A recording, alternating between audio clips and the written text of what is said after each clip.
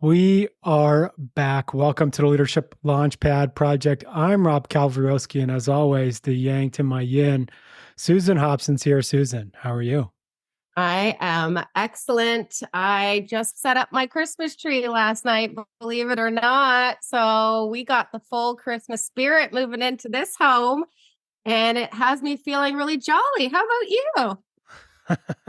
It's actually funny. So down in Costa Rica, Christmas is a big thing. And Oh, obviously yeah. they don't have Thanksgiving. So pretty much right after Halloween, the Christmas decorations started going up and folks are really into it. So it's coming out in full colors. You But better yeah, practice your Feliz Navidad. that's right. It's all it's amazing. And yeah, so as always, we want to start off with a quote. And I have one here from Sheryl Sandberg, who's the COO at Facebook or Meta. And she said, leadership is about making others better as a result of your presence and making sure that impact lasts in your absence. Ooh, I know why you chose that quote. I don't even need to ask. That's the legacy quote, isn't it? It Talk is. And about that. it's something that obviously for folks listening, we're kicking off the Legacy League, a community of legacy high impact leaders starting in January. And this is what it's all about. It's Mhm. about bringing legacy leaders together, getting that support, getting that community, taking all of your games to the next level Yeah. and leaving a legacy on the world. I can hardly wait for this. I have been cooking up and brewing this for some time now. So, yeah, this is something I feel like is at the top of my list in terms of the things I'm looking forward to in January. Yeah. And speaking of legacy leaders, we have one with us today, a special guest, the CEO and founder at Energy Advantage Roofing and Solar, Jeremiah Broz. Jeremiah, how are you? I'm doing well, guys. Thank you. Thanks for having me. And that legacy forum sounds amazing. Keep me in tune with it. Oh, yeah.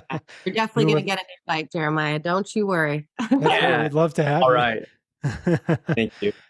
Yeah, and just before we jumped on, Jeremiah was telling us a little bit about some of the legacy and impact work he's been doing down in Costa Rica. Do you want to tell us more about that? Mm. Yeah, it's so just to preface, it was pre-COVID, right? It was I kind of haven't picked it up since COVID, but yeah, we were part of a nonprofit down there called Break the Chain. So really, it was helping traffic victims down there. We would actually work with some of the victims, work with some of the ancillary foundations, churches, different organizations on really having stability of these youths. They would get funded by the government up until age 17. And then once they hit 17, the funding stopped. So there was this transition period on how to work with youth and mentor youth and help stabilize them from being government funded to trying to get back out in their own world. I think sometimes there's this like crossing over the bridge where they just don't have mentorship yet. They don't have leadership. They don't have people to just hold their hand and work with them, crossing that chasm. Mhm. So that's what Break the Chain would do.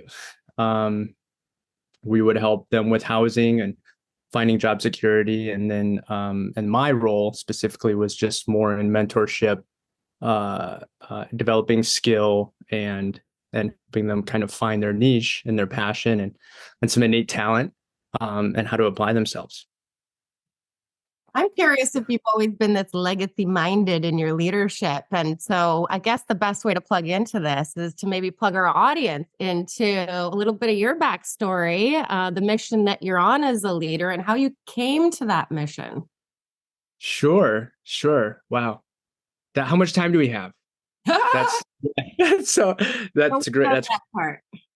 you know, I I I think to sum a lot of it up, I apologize. We got a house full of dogs here just crossing over Thanksgiving. I don't know if you Mm. can hear them, but I think to sum a lot of it up. So the person you see in front of you today has to do with a lot of trials and tribulations, and um, failures that I've gone through, right? I've started 5 different businesses. I've been broke 3 times in my 30s. I've recruited, hired, and trained and mentored a lot of people. But I think the legacy leadership piece is, it's not about me and my name being stapled to stuff. It's about lifting and helping other people and helping them realize their potential. And the more I realized that effort, it's just been a lot more gratifying going down that road. Things become easier, energy becomes more abundant, and it's just that selfless act. So yeah, there's been so many things, right, that's happened in my life, but it's always redirected me towards that effort. I'd love to hear more. Like you mentioned, you've been broke 3 times and now you're running a successful business. Like, how did you keep getting off the mat to get going again? Yeah. Yeah. So, I think, so when I think about that question, it's very easy to get off the map. I think especially when you're young and you go broke your first time, you almost didn't even see it coming. I remember the first time I went broke, it was when I bought my first franchise, Floor Coverings International franchise. I owned these 2 flooring franchises, and part of it was, I was the fastest growing rookie franchise that they've ever had in their history as far as volume right out the gate in year one. And what was interesting was, in the second year, I tried to grow again as fast as I could to be the fastest and biggest franchise they've ever had. I didn't realize at the time that you need money to grow. I thought I could keep growing on a shoestring budget, doubling revenue. And what ended up happening was I doubled my debt. And at the time, right, I was married, I had 2 little girls, and I was taking care of everything on the home front, as far as personal bills, as well as trying to float business, bills. And I realized, like, everybody else was getting paid but me. So then there was a larger franchise that wanted to absorb really me and my skill set. And I had to close down that business, right? And actually file a personal BK on a lot of debt, because it just grew too fast and too far out of control. And what was interesting was I then would hit the streets, right? Cold call banks and private lenders and CDFIs, trying to get trying to get more money. And what I realized is, when you don't have money, people will not give you money. They're like, I'm not throwing any money after that. Yeah. So if anybody needs money out there, go get money when you have money. That's a pro tip. Which is one. Yeah, that was like one of the lessons I learned, and there was a CDFI that loaned me like 40 grand, I think, at the time, but I was already on my way out, transitioning out of first business. But yeah, go get money when you have money. What do you feel like all of those trials and tribulations and the gauntlet of entrepreneurship taught you? So, I'm sorry, say it again. Besides getting money when you are asking for more money, if you have the money, what did that teach you that you really implemented at this stage of your leadership game?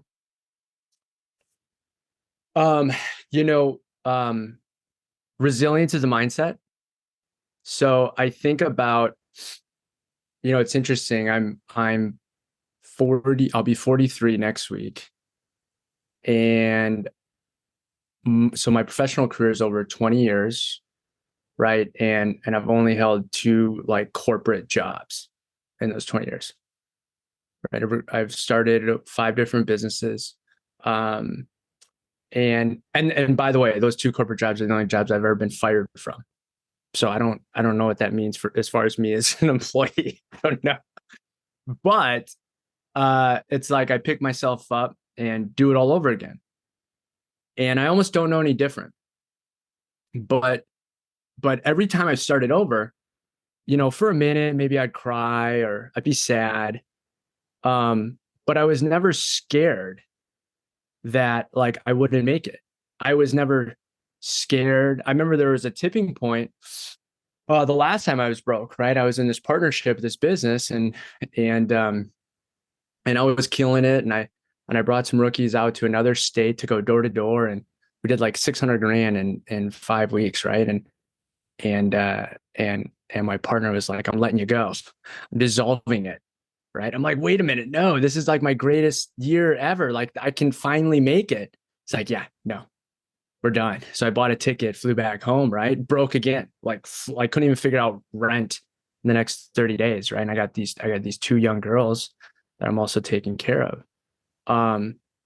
So for a minute, I came to this realization. I'm like, dang, am I getting too old to live this thought and this dream that I could be an entrepreneur?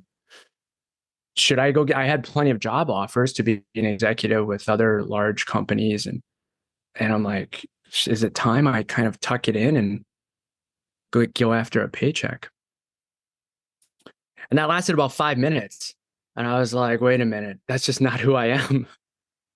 And my girls would tell you, they're 16 and 15 now. And like, when we first got divorced, they would come out with me, knock on the doors. They'd come out with me to my productions. There was no babysitter, right? I just realized that. I'm like, wait a minute, the safety and the security piece isn't necessarily me getting a job and having this guaranteed income, which isn't even really guaranteed. It's the relationship I covenant with my kids, and a deeper understanding of knowing my abilities. And so I never gave up on that. It's such a big mindset shift that a lot of our folks go through when they come in our doors. And Jeremiah, I'd love if you elaborated a little bit more. Like you have very clear about who you are, and you're very clear about like the trust that you have in your abilities to go out and do. How did you sort of develop that clarity? Yeah, that's a great question. There's a qualitative and a quantitative piece, right? The quantitative side is almost like doing a lot of tests on yourself. You do Myers-Briggs, you do Enneagram, you do, your horoscope, you do the Chinese zodiac, you do numerology, you do all these things, and then you line it up with what professors, teachers, parents, mentors, people have told you. And then you have this like idea of who you are, right? So that's like the quantitative side of it. And then there's this qualitative side of doing what helps you feel good in here and serves the world, right? So then it's like, no matter if I go broke again, but I stay in this arena of where I know what I'm really good at because these tests tell me so, and people have told me so, and I've gotten this feedback now over half of my life. And then I stay in this arena of giving to the world without money or recognition, then I know I'm driving towards who I'm meant to be. Right there, I can wake up one morning and I can have all this daunting things. As entrepreneurs, we've really fret cash flow. We're like, dang, it's coming. Or hey, we had a really good month, right? Let's double down. Let's like we live with these fears, but if we're gonna really be great in our community, in our world, we can't let these fears stop us, right, from giving our light. I say a mantra every morning. I'm an abundance in, I live in abundance, love, and success. And as I let my own light shine, I unconsciously give other people permission to do the same. And it doesn't have to do with money, security, safety, or a feeling of that safetiness, but it's like I have to continue to try to let my light shine so I can unconsciously, right, give other people permission to do the same. That was a quote from Marianne Williamson. Mm-hmm. Love her. Yeah. Yeah. So I think that paradigm. So I think for anybody listening out there, when fear creeps in, right, think about that qualitative side of all these tests and these stuff that we go through. But I don't buy into all of it, but there is some rhythms of behavior that you find in it. But then there's this qualitative side of like why we're doing all of this. And we want this place to be a better place for our children, our children's children, for our community. And then it'll feel better for us too.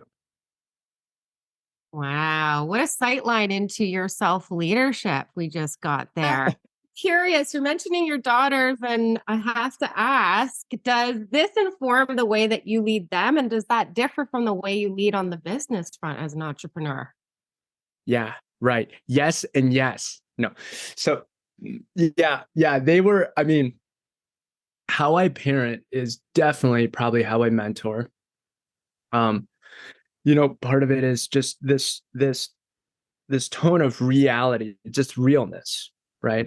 Somebody sent me an article on this concept of overtones in relationship, and which we avoided at all costs. Like one thing that me and my daughters talked about at a young age is we never talk about weather at dinner. We just don't talk about weather because we don't have time to be talking about weather. The depth of our conversation, right, is what binds us and what connects us, right, in the reality of it. One thing I learned as a single parent a long time ago was get really good at apologizing. Really good at apologizing, right? I think about one of the first times like I apologized to my kids was we were late for school. My youngest daughter, Jojo, couldn't find her shoes, whatever it was. I'm all freaked out because the school tally marks like me for bringing them late. And it's like now I'm blacklisted on the PTO board of private school in Denver because I can't get my kids to school on time, right? I don't know if there's other single parents out there that have felt this, but it's like super stressful. Yeah, right. And I'm blowing up and I'm driving, and she's got like a little tear going down her eye. And I'm just like, dang, I'm sorry. It's not your issue. It's my issue. Stressed out about stuff. It was misplaced anger. And I'm really, really sorry. And I'll try to refrain from doing that again. And she's like, it's okay. And I'm like, it's not okay, but it's okay. And so that realness, like that allowed them they know I'm a powerful man, right? They know I'm an influential character, but it gives them the right to also stand on their own 2 feet and be like, hey, he's human and I'm human. And we're all trying to get through this stuff together. Right. So then with my employees and the people I work with, a lot of times, sometimes I think I'm right, but I find out I'm not right. So now I'm quick to have a very sincere apology, right, with anybody in my world and that I work with. And I think that's really important because that sets my ego aside so we can be cohesive together and build something together. Right. And sometimes my ego needs to come into play when I need to get defensive or really try and fight for something. But a lot of times when trying to build with a team and a community and people, it's not about who's out in front or me winning, right? It's about us building together. And for my daughters, if you have kids, especially daughters, they're so precious, right? And one slighted thing that I can say can tear them down. And I really have to be cognizant of that, right? And so that's taught me a lot. Yeah. And they'll say whatever I tell them to say at the doors when we go knock doors starting at 10 years old. So they're very malleable. That's the other place. I mean, when we spoke the first time, you were telling me about how you brought your daughters. Oh, did we lose them? Oh, still there. Sorry. Can you hear me? Yeah, we got you. Yep. Oh, okay. Sorry. I didn't know if I was fading out. Yes. Well, so knocking doors, you're talking about knocking doors yeah. And there's some stuff on like our Facebook, I think like a long time ago, they were like 10 years old, right? 10 and 11 years old. And again, one of my feelings was I just don't hire babysitters. Like a really good thing about being your own boss, business owner is like during summer break, like I bring my kids with me. They just work with me. They're with me. They see me do appointments. They see me knock doors. They see me run production. They see whatever. I don't put them in front of a TV. I don't give them a laptop or anything like that to distract what's going on. I'm like, this is real. Right. And then they pick up these skill sets along the way. The crazy thing is my oldest daughter, Ava, she called me when she turned 14, like 4 days after she turned 14, right? And she's like, Dad, I got a job. I'm like, how you get a job? You're only 14 years old. And she's like, Colorado, such blah, blah, blah. And I'm like, okay, okay. She went cold calling down Evans Boulevard. It's like one of the busiest streets in Denver, cold calling restaurants until somebody hired her. This restaurant hired her on the spot. Yeah. And she's their youngest waitress. And, it's all college kids and these older kids, these little 14-year-old girls. And a year later, the owner brought me and she's like, I got to tell you, like, this little girl is like the glue that binds us together. Right? Her energy, her tenacity, her effort, her willingness to like do it right, do the stuff right, pay attention to the details. And I'm like, dang. And at the time, as I would bring her out with me in life, I never really thought about the influence that we have on our children until it's somebody else that gives you this mirror. And then it cycles all the way back and I tie all this together and I'm like, dang, that really worked out. That resonates so much with me. I can't even tell you, Jeremiah, that I feel like you're describing my childhood experience, because I grew up with an entrepreneurial father who was bringing me to work at his store when I was like 12, 13. And so that's where I want to go with you next. Did you believe that entrepreneurship is nature or nurture? Because, the way that you were talking at the start of the show is also how I felt coming right out of university. I knew I couldn't work for anybody else. And so I love to ask my entrepreneurs that question. Is it nature or nurture? Yeah. That's a great question. So I think,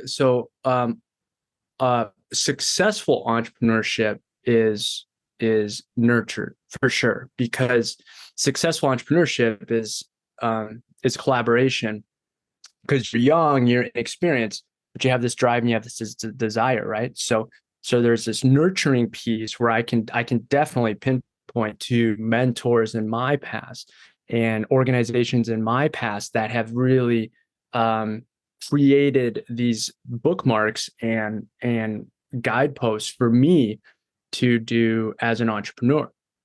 But the nature piece is probably some of these innate traits like creativity and compassion and tenacity.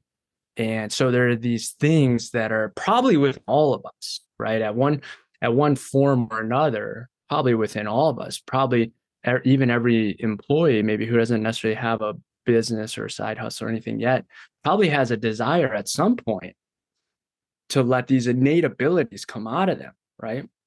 And so as an entrepreneur, we just got graced at a younger age, probably, to have a vehicle where our innate abilities were able to be put in a lane that creates monetization or impacts a community, or, and that's a blessing. That's a massive blessing. But that for me, that was nurtured at a young age, because I think before my first experience was with a company called College Pro Painters. I don't know if you're familiar with them, in Toronto. They were in Toronto. They started in London, Ontario in 1972. We would, recruit, hire, and train 10,000 college students, go paint $50 million worth of homes in 14 weeks, shut the whole thing down and do it all over again. Wow. Right. We were wild. Yeah. And, but that company and the mentors and leadership within that company paved the way for me, and at 19 years old brought out these talents and these things inside of me that nobody ever else had. Right. I started working at 14 in a scrapyard in South Minneapolis with my pops. My hours were 4 to 4. Okay. I had no life. He's like, you work. He's like, started getting in trouble. He's like, oh, you have time to get in trouble. Oh, okay. Well, you have time to work. Right. And I knew I didn't want to work in a scrapyard in South Minneapolis as a career. I knew that wasn't for me. So I learned that, but I didn't know if I didn't even know what an entrepreneur was. I didn't know if I could be an entrepreneur until somebody saw something in me and said, you should try this. Jeremiah, how do you think about people development now and mentorship when you're hiring new folks into your business? Yeah. I think coachability, like a desire to learn, and a kind of a cohesiveness with a culture trumps skill. Yeah. Yeah. If I had two candidates and somebody was hungry, eager, had really good characteristic traits as far as like respect, showing up on time, lived our values, right? Our values, grace, just gratitude, resilience, accountability, connection, and empowerment. And if I could see that this individual can really live our values, I'd give them a shot. Even if they had zero skills, zero experience, whatever, because I can work with that all day long. Versus, I've had a lot of seasoned professionals come in. The ego, I can't break the ego. Or I just see these selfish tendencies or these, and selfishness could be derived from other things, but I'm like, no, I don't have time for that. I don't have time for that kind of mentality. So I love the hungry, the eager, the willingness, right? Because that was me. That's still me. That's probably still me. When I'm in a forum where I'm in with a lot of really seasoned experiment, my mastermind groups, stuff like that, right? I'm always asking questions. I'm always digging in. I want to know people. I want to know them and their business, and that's me. I'm curious about this picture behind you. For those not watching, but we got two hands holding a globe, and I kind of feel like this makes me want to ask: Is this what leadership means to you? What does leadership mean to you, Jeremiah? So this is one of our logos, right? And it's the concept of, it's not, so energy advantage is about renewable energy, restoration, and bringing these two worlds together, right? Storm restoration, a kind of abundance and capital, renewable energy, kind of where we need to go as far as sustainability as a species. But as you're feeling, like, energy advantage is a lot more than just what we do, right? A big part of who we are, and who we are is this kind of this collective connection and understanding of people, right? Around the world. We have employees in India, Mexico. We have obviously here, we're bringing out people in the Philippines, like around the world. So it's not just an American culture, right? It's going to be a world culture and a mind frame. I think our value set, grace, right, can be absorbed really in any culture. And that's the idea, right, of energy advantage. And then we have further ambitions to franchise or create licensing agreements where other people can be the entrepreneurs, right? Our passion, so my partner Takuya and I, our passion is developing entrepreneurs, developing people's potential that, as I talked about with college pro painters, that somebody brought out of us at one point in our life around the world. For anybody who has a desire, who wants to really get out of this day to day, that in my mind frame, and I know my partner Takuya as well, we would be the best versions of ourselves, bringing the best versions out of the people, right, who we come across. One of our goals and our impact is to personally touch 10,000 people, right? Not through like online reputation or what they read or whatever, but like sit down, like the barista at Starbucks, like this, you know what I mean? Like personally, like touch and think and get people to think. And that would be the best definition of leadership I could have. Love it. Yeah.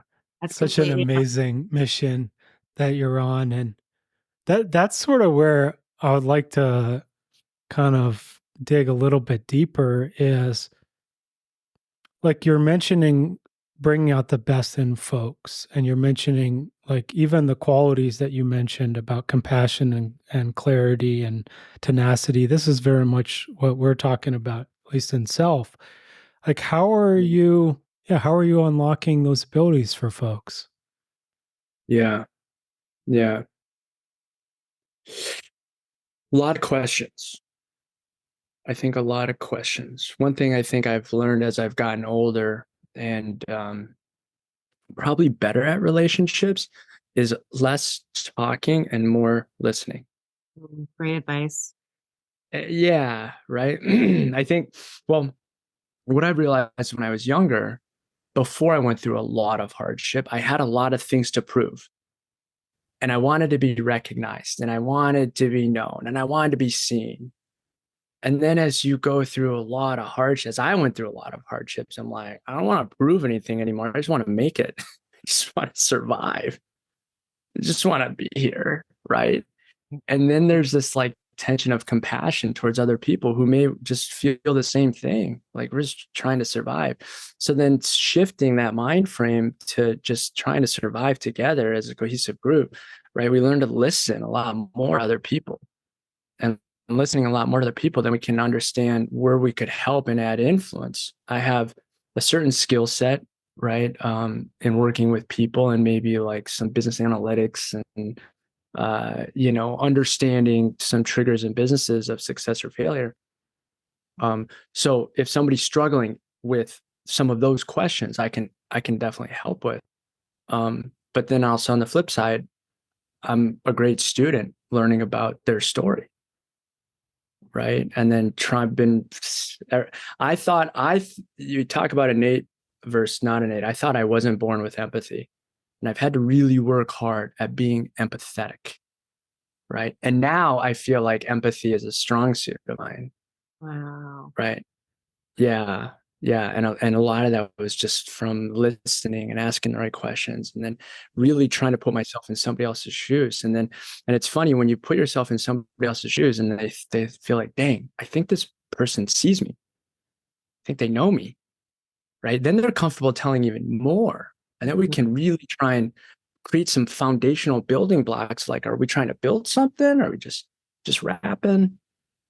Right. Whatever. And that like unlocks, I think, the potential that we can really grow as a community if we all became better listeners. Yeah. I love that, because the empathy builds the trust. And then when the trust is there, you have the influence, the ability or opportunity to impact that person's potential.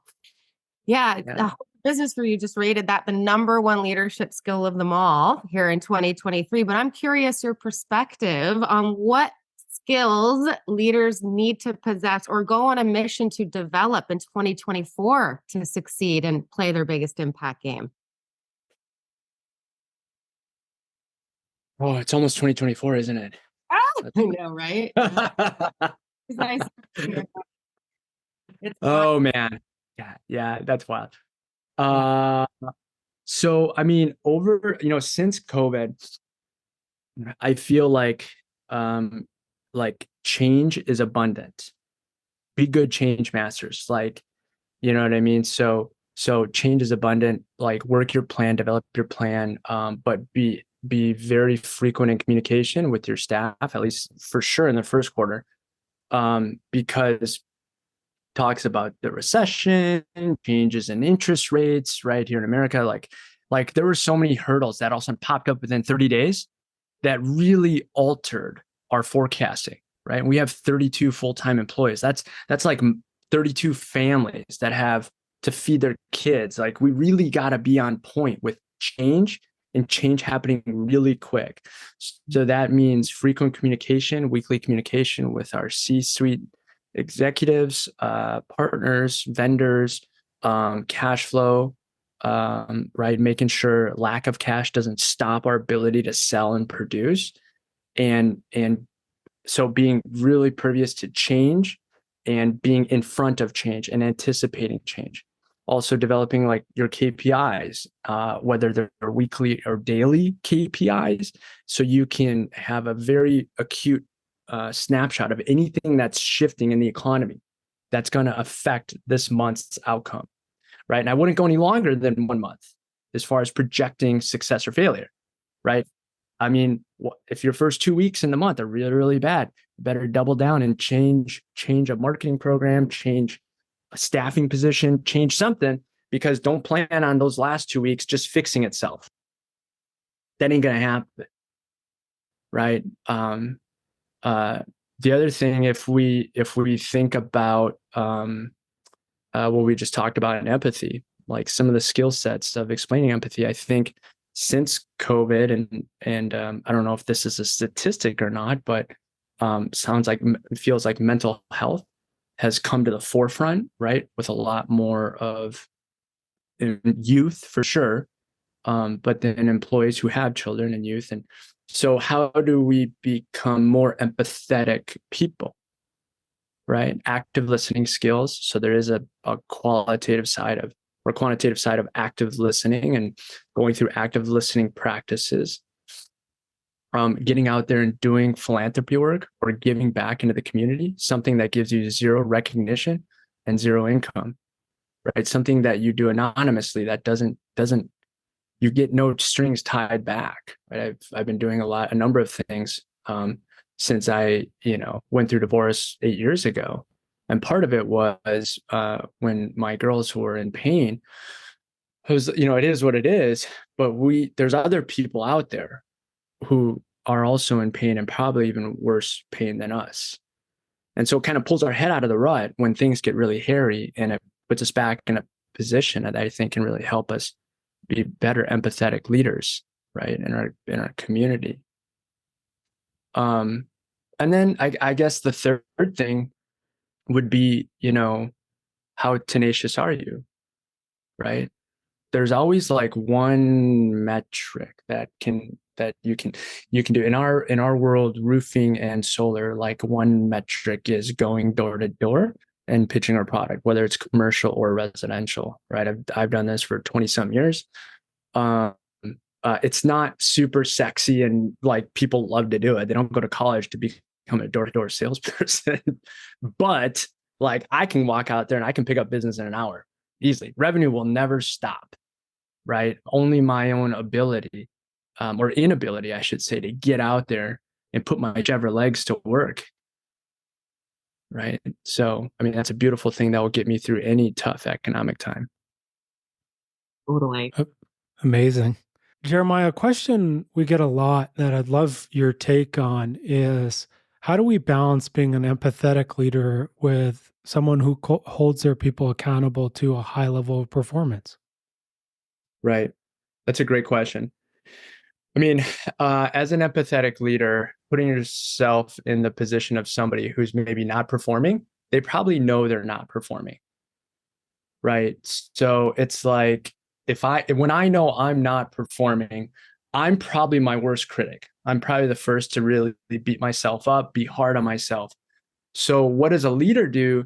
A leader probably takes a more objective approach than a subjective approach, which means it comes down to skill or commitment, right? And this is something that they taught us at College Pro, was if the commitment is low, what is creating that lower commitment or less willingness to pursue the effort, right? Confidence in something, or just doesn't fit with the purpose of what we're doing. But there's always this commitment towards embracing hard work. And then over here, it's this skill side, this education and experience, right? How much education do they have towards it? Do we do another 3-hour class on really being super directive on bullet points? Do we sometimes, do we sit down shoulder to shoulder with somebody, pick up the phone and start calling people with them and getting sales going and really giving that time, helping the skill side, right? So I think, I mean, as an empathetic leader, we have to hold accountability. So that's why there's KPIs. But we have to understand, is it skill or commitment, and then help drive that. And then ultimately people will come and go. But if they then themselves can internalize their own motivation, right, mixed with their own skill ability, mixed with lowering their ego and asking for help when they need help in one of the two arenas, then with or without us, they'll slowly start to become the best version of their employed self, right, or their working self. And I think that's a good balance between, and ultimately the right value people hold themselves accountable. They want to figure it out.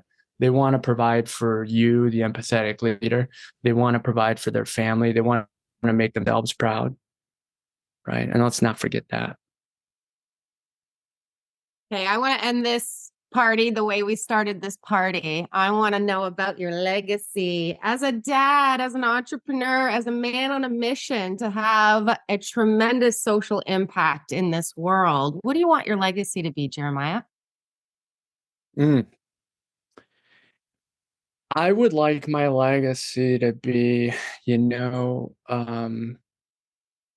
there was a guy who tried hard. Yeah, just like me, just like everybody else, there was a guy who just put his nose down, right? Worked hard, tried hard. And it wasn't for self-gratifying services, but he really tried to better the community around him by bringing the best out of people. But he was just like me, and he worked hard and he tried hard. And if he worked hard and he tried hard, I can work hard and I can try hard. And that's it. Jeremiah, I have to say, this interview was incredibly inspiring, and I'm so happy you joined us. You're an amazing guy, and it was incredible conversation. And for folks out there, obviously, if you want to check out more of what Jeremiah is up to, you can follow him on Instagram, Jeremiah Broz. You can follow him on LinkedIn, obviously, Jeremiah Broz. I've dropped both of those links in the podcast notes, as well as you can check out yourenergyadvantage.com for all of that. Jeremiah, is there anywhere else you want folks to find you?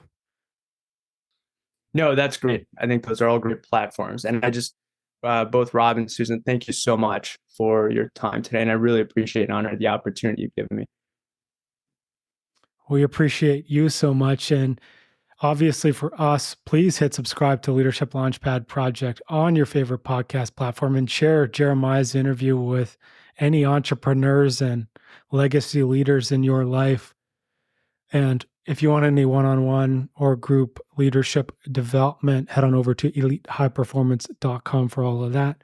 Susan, is there anything you want to leave folks with today?